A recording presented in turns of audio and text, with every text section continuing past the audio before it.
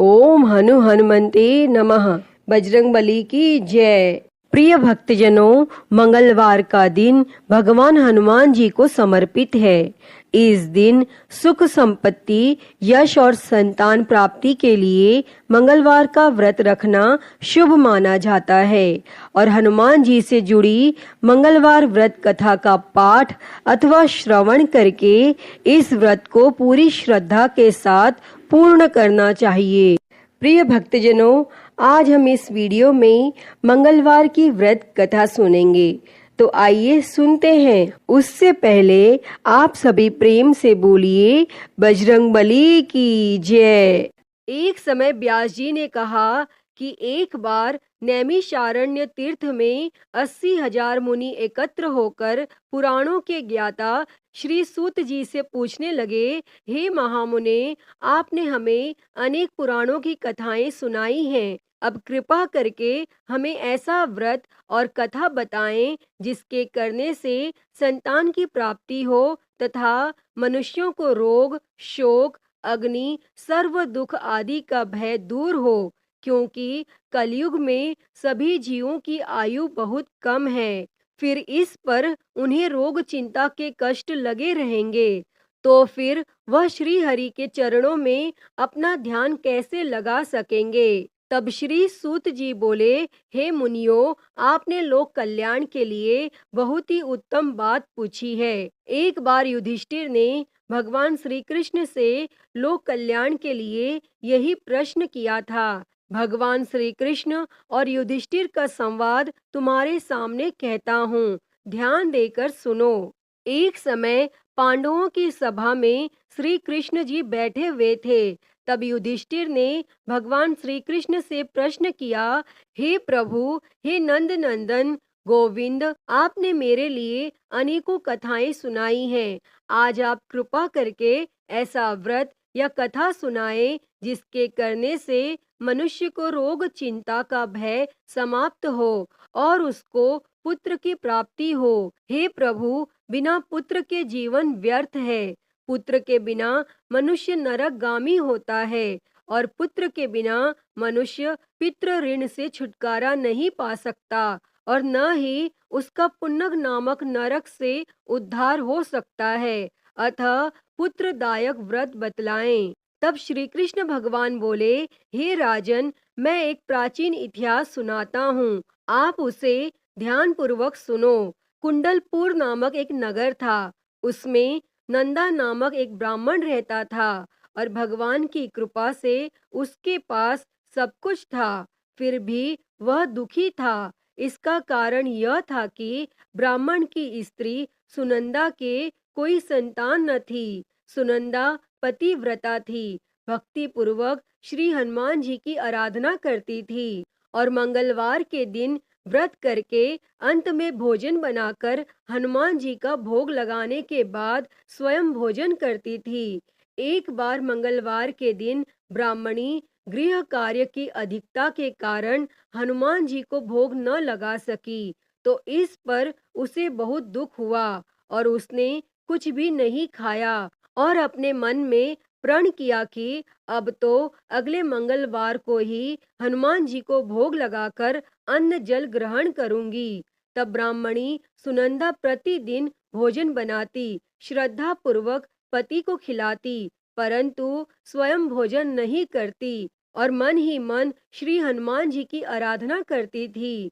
इसी प्रकार 6 दिन गुजर गए और ब्राह्मणी सुनंदा अपने निश्चय के अनुसार भूखी प्यासी निराहार रही और अगले मंगलवार को ब्राह्मणी सुनंदा प्रातः काल ही बेहोश होकर गिर पड़ी। तब ब्राह्मणी सुनंदा की इस असीम भक्ति के प्रभाव से श्री हनुमान जी बहुत प्रसन्न हुए और प्रकट होकर बोले, सुनंदा, मैं तेरी भक्ति से बहुत प्रसन्न हूँ, तू उठ और वर मांग।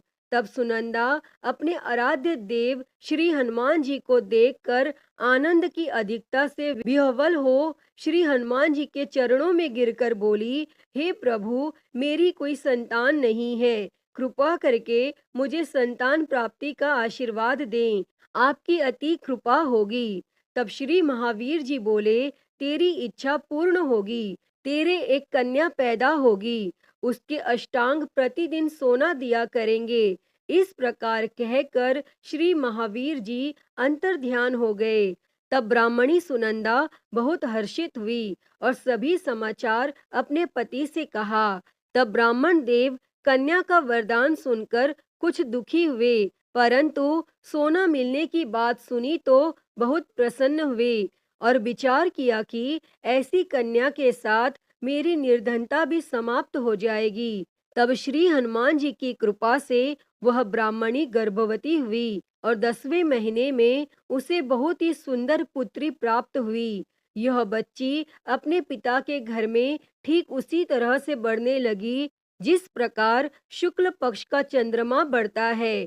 और 10वें दिन ब्राह्मण ने उस बालिका का नामकरण संस्कार कराया। उसके कुल पुरोहित ने उस बालिका का नाम रत्नावली रखा, क्योंकि यह कन्या सोना प्रदान किया करती थी। इस कन्या ने पूर्व जन्म में बड़े ही विधान से मंगल देव का व्रत किया था।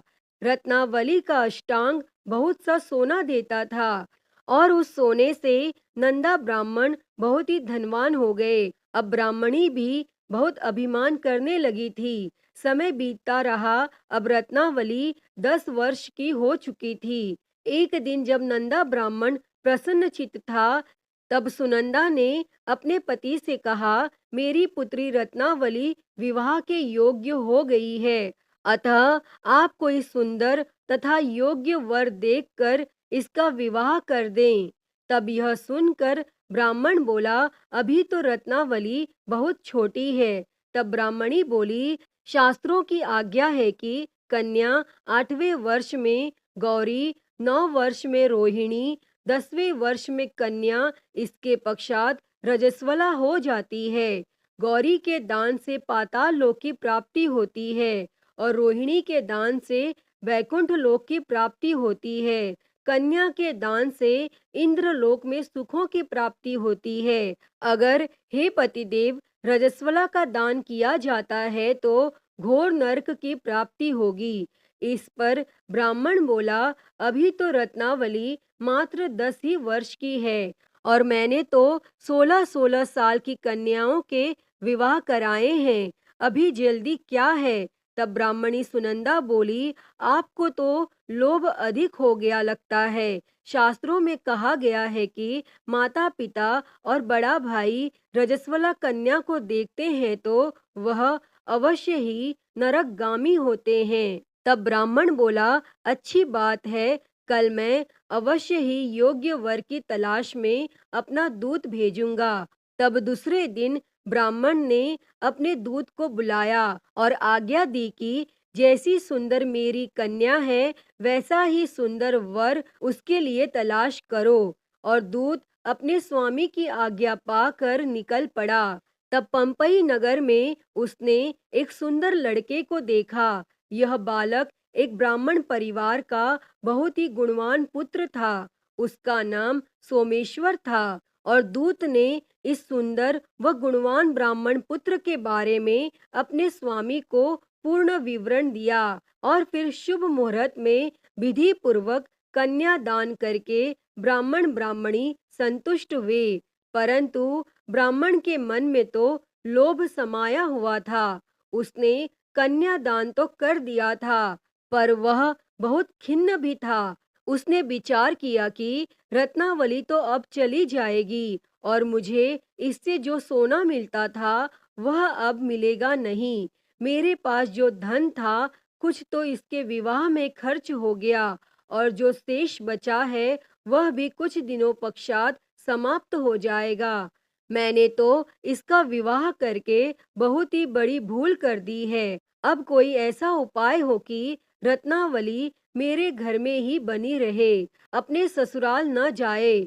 तब लोभ रूपी राक्षस ब्राह्मण के मस्तिष्क पर छाता जा रहा था। रात भर अपनी शैया पर बेचैनी से करवटें बदलते बदलते उसने एक बहुत ही क्रूर निर्णय लिया। उसने विचार किया कि जब रत्नावली को लेकर उसका पति सोमेश्वर अपने घर के लिए जाएगा तो वह मार्ग में छिपकर सोमेश्वर का वध कर देगा और अपनी लड़की को अपने घर ले आएगा, जिससे नियमित रूप से उसे सोना भी मिलता रहेगा और समाज का कोई मनुष्य उसे दोष भी नहीं दे सकेगा।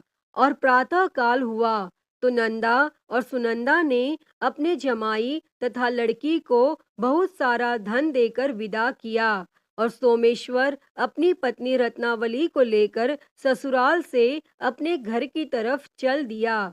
और ब्राह्मण नंदा महालोभ के वशीभूत हो अपनी मति खो चुका था और पाप पुण्य का उसे विचार न रहा। अपने भयानक व क्रूर निर्णय को कार्य रूप देने के लिए उसने अपने दूत को मार्ग में अपने जमाई का वध करने के लिए भेज दिया था, ताकि रत्नावली से प्राप्त होने वाला सोना उसे हमेशा मिलता रहे और वो कभी निर्धन न हो।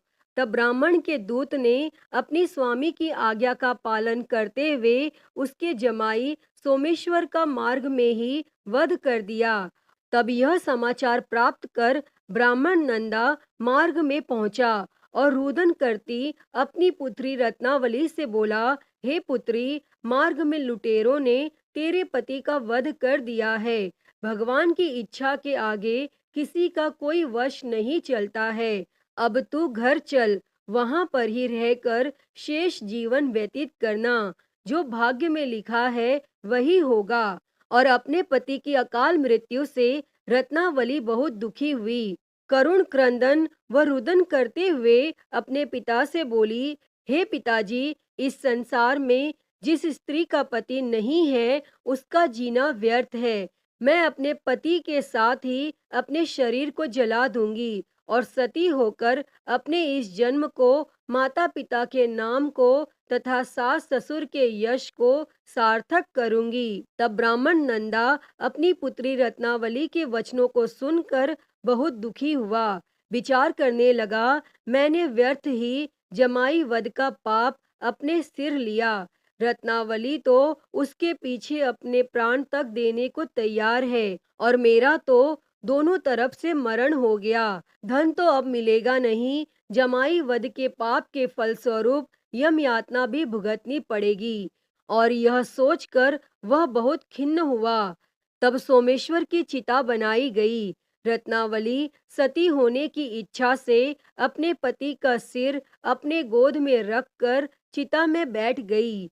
जैसे ही सोमेश्वर की चिता को अग्नि लगाई गई, वैसे ही प्रसन्न हो मंगल देव वहां प्रकट हुए और बोले, हे रत्नावली, मैं तेरी पति भक्ति से बहुत प्रसन्न हूँ, तू वर मांग। तब रत्नावली ने अपने पति का जीवन दान मांगा। तब मंगल देव बोले, रत्नावली, तेरा पति अजर अमर है, यह महाविद्वान भी होगा और इसके अतिरिक्त तेरी जो इच्छा हो वर मांग। तब रत्नावली बोली, हे ग्रहों के स्वामी, यदि आप मुझ पर प्रसन्न हैं तो मुझे यह वरदान दीजिए कि जो भी मनुष्य मंगलवार के दिन प्रातः काल लाल पुष्प लाल चंदन से पूजा करके आपका स्मरण करे, उसको रोग व्याधि न हो, स्वजनों का कभी वियोग न हो, सर्प अग्नि तथा शत्रुओं का भय न रहे। जो स्त्री मंगलवार का व्रत करे वह कभी विधवा न हो। और मंगल देव तथास्तु कहकर अंतर ध्यान हो गए। सोमेश्वर मंगल देव की कृपा से जीवित हो उठा। रत्नावली अपने पति को पुनः प्राप्त कर बहुत प्रसन्न हुई और मंगल देव का व्रत प्रत्येक मंगलवार को करके व्रत राज और मंगल देव की कृपा से इस लोक में सुख ऐश्वर्य को भोगते हुए अंत में अपने पति के साथ स्वर्ग लोक को गई। अतः हे मंगल देव, जैसी कृपा आपने रत्नावली और उसके पति सोमेश्वर पर की, वैसी ही कृपा इस कथा को कहते, सुनते और हुंकारा भरते सभी पर सदैव करना। तो सभी प्रेम से बोलिए, श्री मंगल देव की जय, श्री हनुमान जी की जय। प्रिय भक्तजनों, मैं उम्मीद करती हूँ कि आपको यह कथा पसंद आई होगी और अगर वीडियो अच्छी लगी हो तो इसे लाइक करें, ज़्यादा से ज़्यादा शेयर करें और कमेंट में बजरंग बली की जय लिखना ना भूलें और महाकाल भक्ति ज्ञान चैनल को सब्सक्राइब कर नोटिफिकेशन बेल को ज़रूर ऑन कर लें। हर हर महादेव। धन्यवाद।